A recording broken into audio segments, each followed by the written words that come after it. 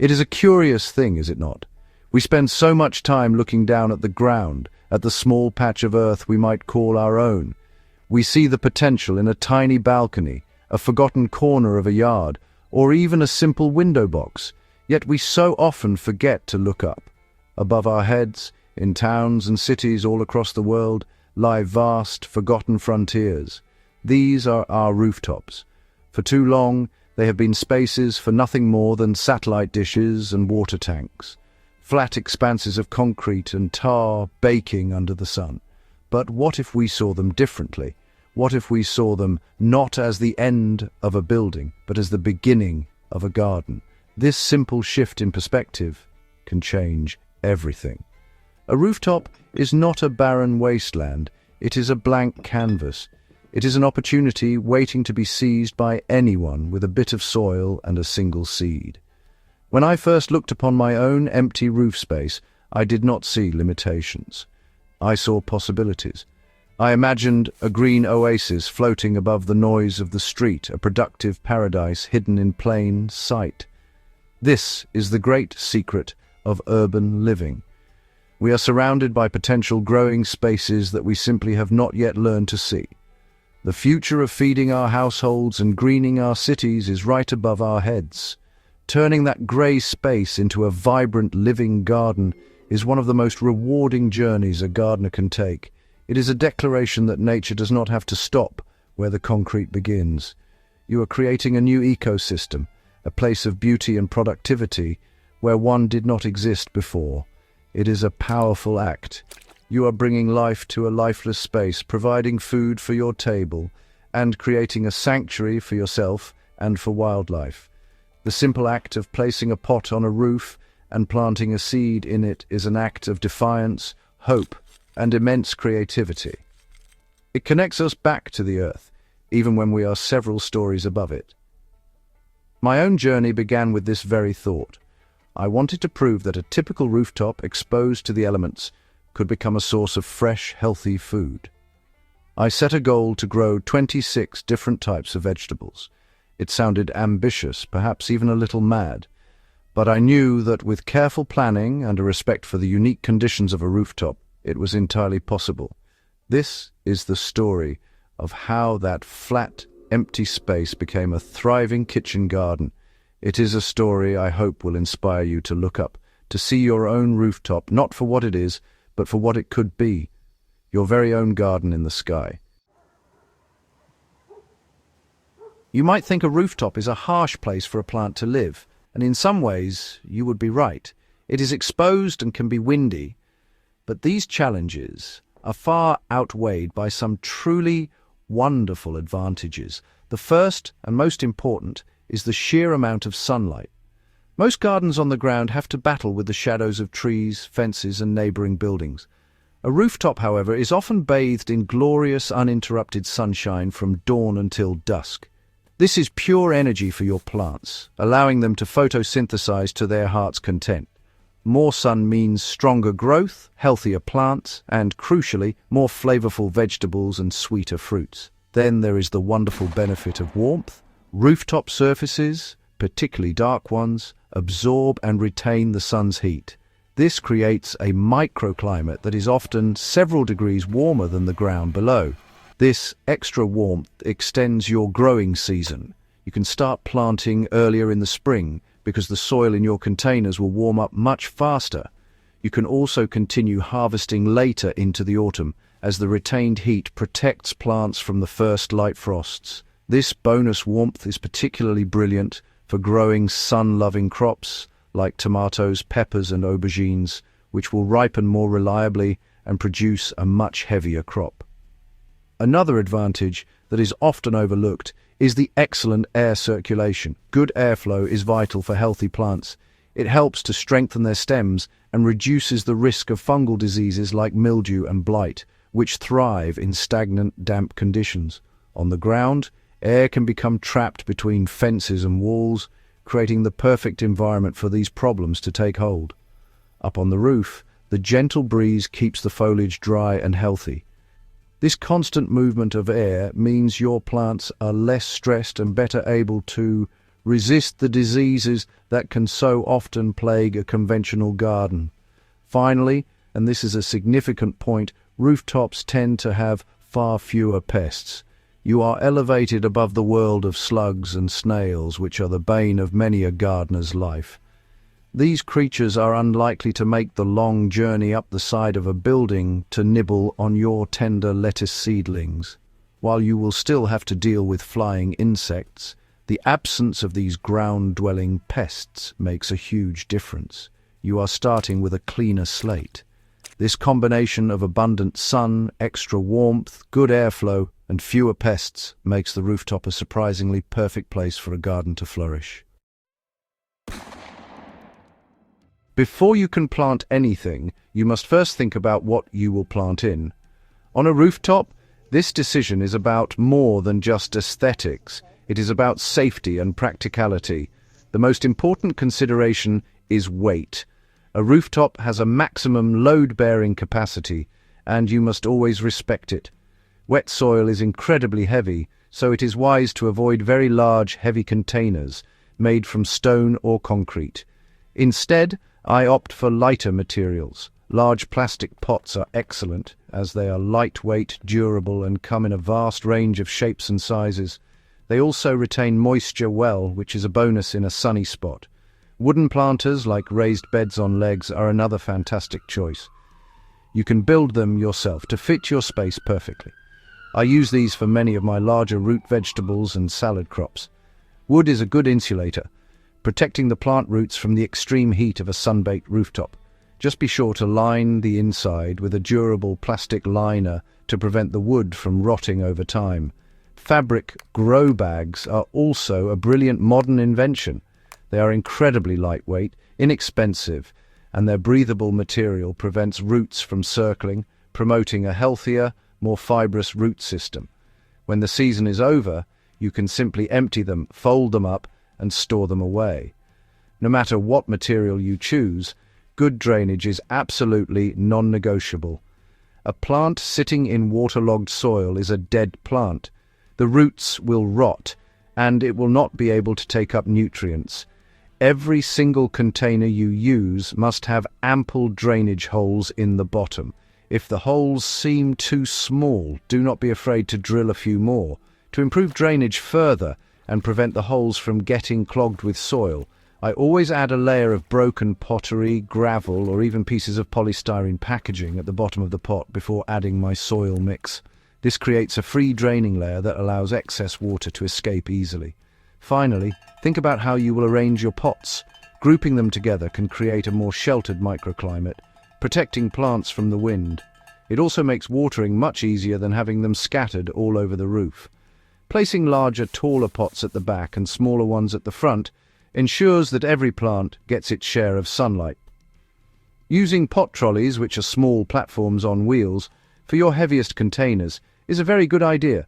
This allows you to move them around easily, whether you are chasing the sun, protecting a plant from a storm, or simply rearranging your garden to make space for something new.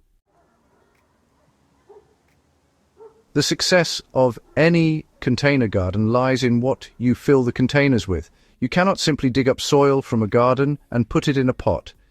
Garden soil is too heavy, compacts easily, and may contain weed seeds and diseases. For a rooftop garden, you need to create a special blend that is both lightweight and able to hold onto moisture while still draining well. Over the years, I have perfected a recipe that gives my plants everything they need to thrive. It is a simple mix, and it provides the perfect balance of structure, nutrients, and moisture retention for a demanding rooftop environment. My go-to blend consists of 3 equal parts. The first part is a good quality, peat-free, multi-purpose compost. This forms the bulk of the mix and provides the essential organic matter and initial nutrients that young plants need to get started. It acts like a sponge, holding onto water, but also has a good, crumbly structure that allows roots to penetrate easily. Always choose a reputable brand, as the quality can vary enormously. A good compost should be dark, rich, and smell sweet and earthy. Avoid any that are clumpy, wet, or have a sour smell. The second part of my recipe is something to improve drainage and aeration. This is crucial for preventing the mix from becoming a solid, compacted brick in the pot. My preferred material for this is perlite.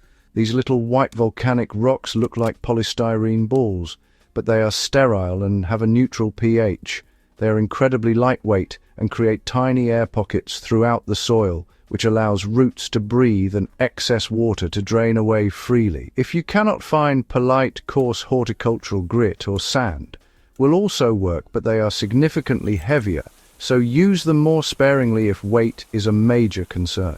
The final ingredient is something to help retain moisture, which is vital on a sun-drenched and windy roof, where pots can dry out in a flash.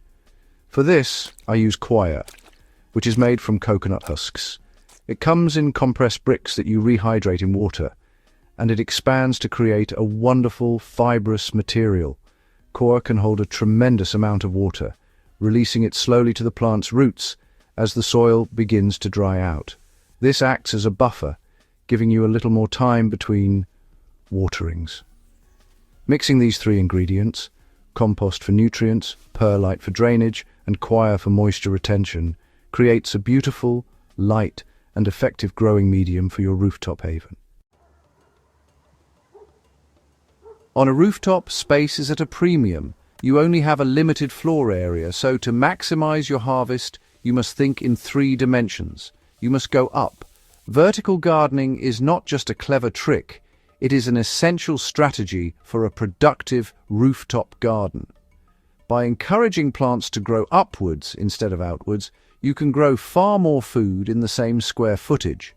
This method also improves air circulation around the plants, reducing the risk of disease, and it makes harvesting much easier.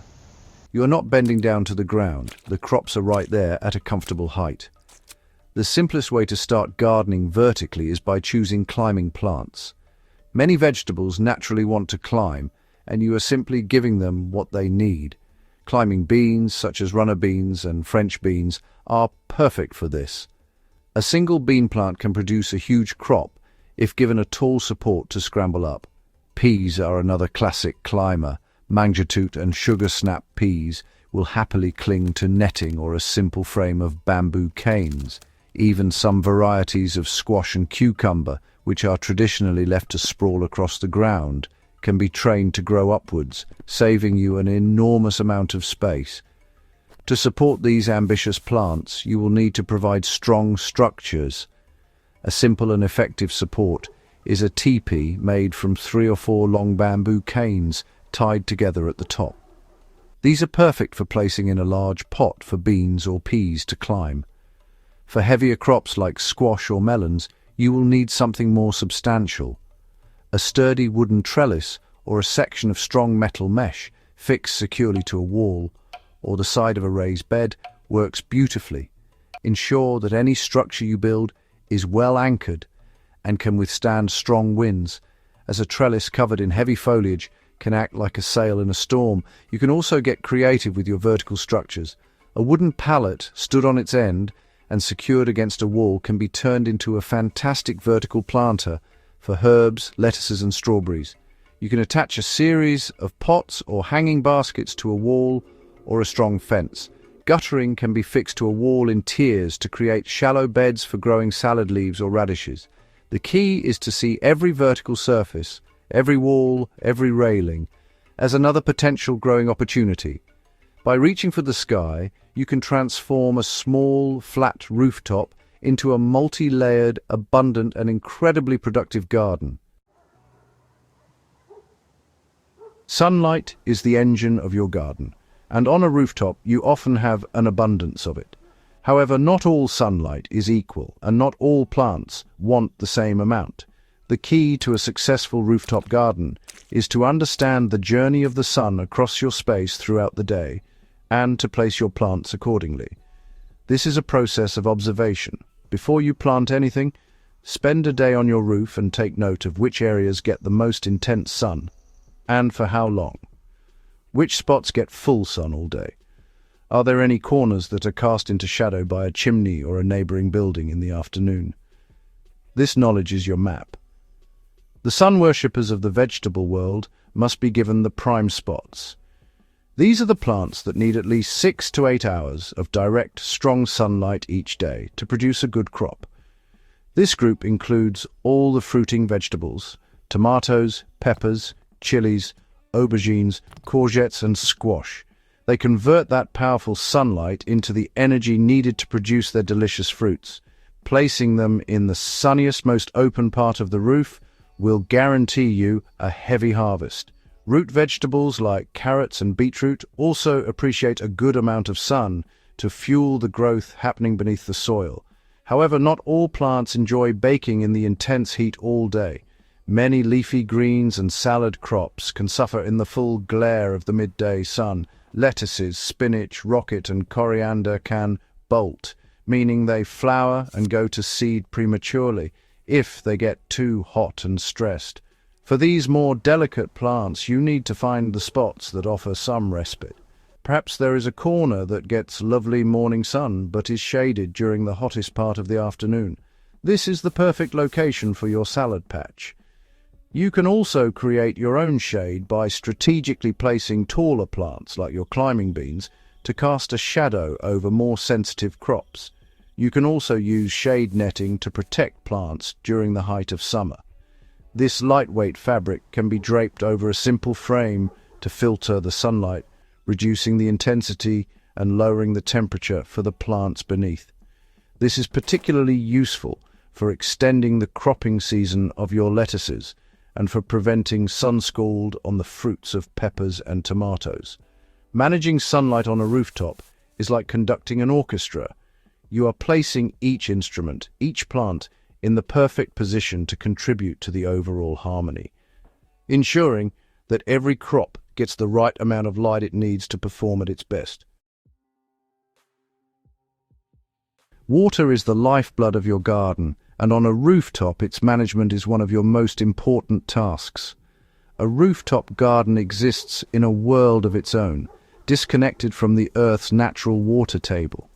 Your plants are entirely dependent on you for every drop they need. The combination of constant sun, drying winds, and the limited volume of soil in containers means that a rooftop garden dries out much, much faster than a garden on the ground. During a hot, windy summer's day, a small pot can dry out completely in a matter of hours. Therefore, a consistent and thoughtful watering routine is absolutely essential. The best time to water is early in the morning. This allows the water to soak deep into the soil and be taken up by the plant roots before the sun gets too hot and starts to evaporate it from the surface. Watering in the morning also ensures the foliage has time to dry during the day, which helps to prevent fungal diseases. Avoid watering in the heat of midday, as much of the water will be lost to evaporation, and cold water on hot leaves can shock the plants. If you miss the morning session, the next best time is in the evening, after the sun has gone down. How you water is just as important as when you water. Always aim your watering can or hose at the base of the plant, directly onto the soil. Try to avoid splashing the leaves, as wet foliage, especially overnight, can encourage diseases like blight and mildew.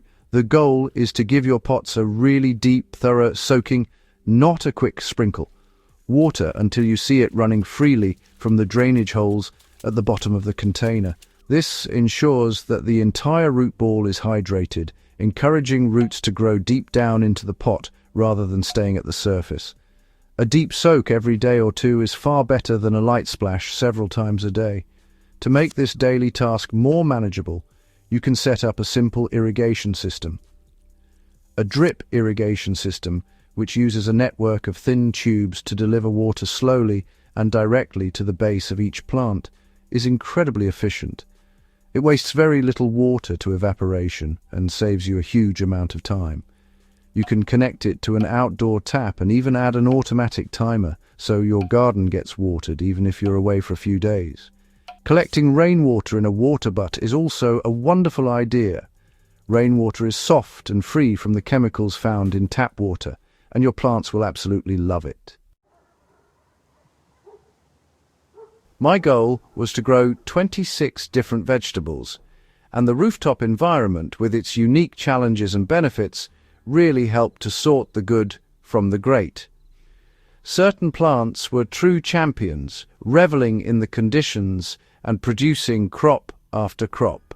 The absolute stars of the show were, without a doubt, the sunlovers. My tomatoes, grown in large, deep pots and given the sunniest spot, were magnificent. The extra heat from the rooftop surface helped to ripen the fruit to perfection, and the flavor was intensely sweet.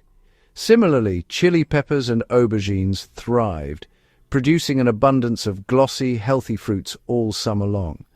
The climbers were also incredibly productive.